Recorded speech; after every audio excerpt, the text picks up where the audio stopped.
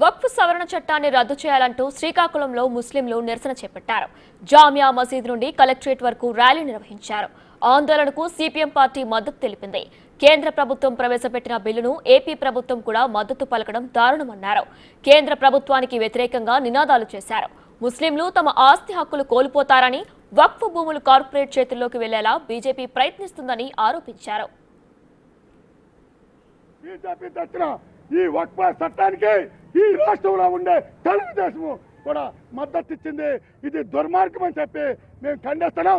వెంటనే ఉపసంహరించుకోకపోతే పోరాటాన్ని ఉధృతం చేస్తామని చెప్పి జారీ చేస్తున్నాం. ఈ రద్దు చేయకపోతే ఇంకా రాష్ట్ర వ్యాప్తంగా దేశవ్యాప్తంగా ఈ ర్యాలీని ఈ ఉద్యమాన్ని కంటిన్యూ చేస్తామని మీ అందరికీ హెచ్చరిస్తూ ఈరోజు ఈ ర్యాలీని ఎట్టి పరిస్థితుల్లోని మేము చేసిన వృధా అవ్వకూడదు.